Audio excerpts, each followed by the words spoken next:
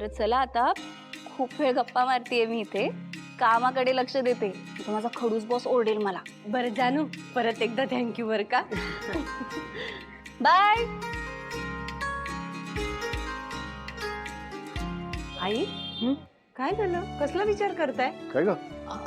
नाही अहो, आता जानूशी फोनवर बोलताना माझ्या डोक्यात एक विचार आला. म्हणजे बघा कसं वाटतं बँकेकडे कसला विचार आला?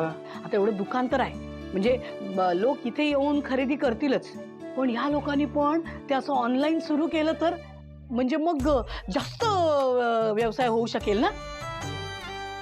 काय वाटतं? लक्ष्मी, ही खूपच छान कल्पना आहे तुझी. म्हणजे आरती, व्यंकी या भागातल्या इतर दुकानांपेक्षा ही गोष्ट तुमच्याकरता वेगळी ठरेल, वेगळेपणा ठरेल तुमचा हा. म्हणजे इतक्या सगळ्या प्रकारची फुलं तुम्ही इकडे मांडलेली आहेत. परदेशी फुलं आहेत, देशी फुलं आहेत, म्हणजे ज्यांना जे हवं ते मागवू शकतात एका क्लिकवर.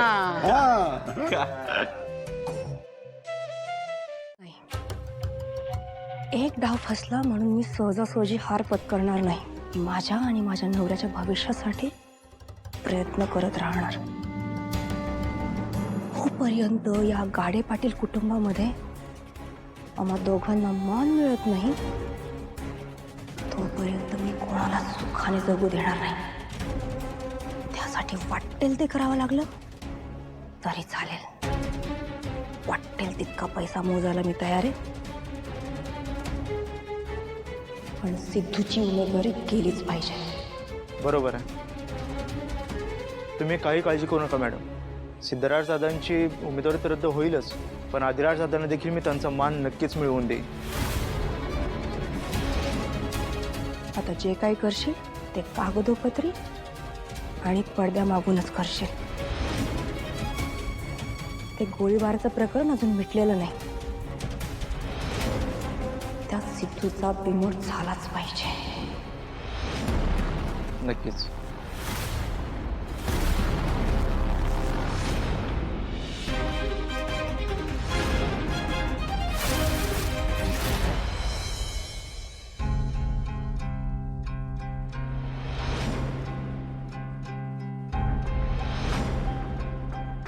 नो विश्वा, तू माझ्याच ऑफिसमध्ये येऊन माझ्याच बायकोला माझ्यापासून दूर करण्याचा प्रयत्न करत असशील तर मी तुला ते अजिबात करू देणार नाही. काही करून जानूला तुझ्यापासून तोडावंच लागेल. तुला तिच्या आयुष्यातून आणि या ऑफिसमधून बाहेर काढण्यासाठी काहीतरी मेजर ॲक्शन घ्यावीच लागेल.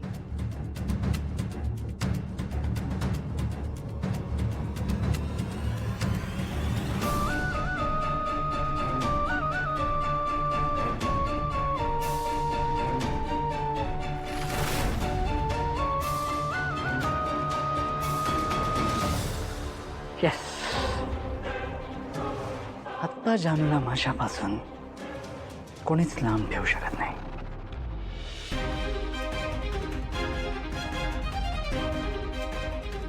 नीलांबरी वहिनी कोणाशी बोलताय?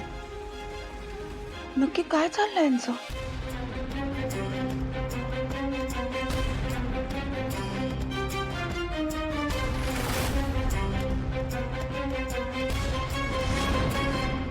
आई भावना कशाला येते इकडे? तिला संशय येण्याच्या अगोदर निघ इथून.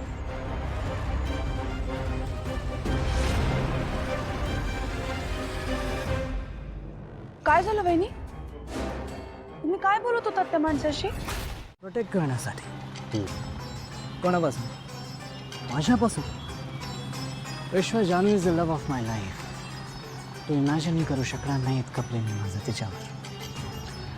त्यामुळे तू किती प्रयत्न कर, पण एक गोष्ट लक्षात ठेव, जानू माझीच होती आणि ती माझीच राहणार. एवढा ओव्हर कॉन्फिडन्स. हो, कारण डेस्टिनीने पण माझं आणि जानूचं नातं असंच टिकून राहावं यासाठी माझीच साथ दिली. हे बघ, सगळ्यांसमोर मला एक्सपोज करण्याचा प्रयत्न केलास, पण झालं ते जानूची मेमरी गेली. आजींना पण तू माझं नाव सांगण्यासाठी इन्स्टिगेट केलास, पण तेही आजींना जमलं नाही. सो यावरून हेच सिद्ध होतं की डेस्टिनीला पण हेच वाटतंय की मी आणि जानूने एकत्र यावं. मी डेस्टिनीवर नाही विश्वास ठेवत. पण माझा एम क्लिअर आहे. जानूला तुझ्यापासून लांब ठेवायचा आणि त्यासाठी मी काही करू शकतो. So I was right. तुला कितीही सांगण्याचा प्रयत्न केला तरी तुला काही कळणार नाही हे मला माहीत होतं. म्हणूनच मी जानूसोबत कॉन्फरन्सच्या निमित्ताने 2 दिवस बाहेर जाणार आहे. हो मला बरंच वाटतंय सिद्धिराज. थोडी चक्कर आली होती इतकंच, बाकी काही नाही झालंय. थोडीशी? अगं सारखी चक्कर येते तुला. चल आपण डॉक्टरांकडे जाऊया. नाही हो, डॉक्टरकडे कशाला? बरं वाटतंय मला. मध्ये मध्ये कधीतरी होतं असं, पण बाकी बरी आहे मी. तुला वाटतंय अगं, तुला बरं वाटत नाही म्हणून सारखी चिडचिड होते तुझी. मूड घालून बसतेस, माझ्याशी नीट वागत नाहीस. मला आवडत नाही अशी वागणारी बायको. चल जाऊया अगं आपण खरंच. अहो सिद्धिराज, आज नको. आपण एक काम करूया, उद्या डॉक्टरकडे जाऊ. उद्या काय आता? अहो असं काय करता, आपल्याकडे रामनवमीची पूजा आहे ना, सगळे किती उत्साहात आहेत बघताय ना तुम्ही. मग उगाच आपण डॉक्टरांचं वगैरे काही सांगितलं ना तर त्यांना काळजी वाटेल. त्यापेक्षा आपण एक काम करू, उद्या पूजा झाली की डॉक्टरकडे जाऊ. खरं सांगू तर मला अजिबात पटलेलं नाहीये. बरं, तुम्ही आता असे रुसू नका. आपण जाऊयात उद्या डॉक्टरकडे. नक्की. ठीक आहे, तेव्हा माझी एक अट आहे. आता काय?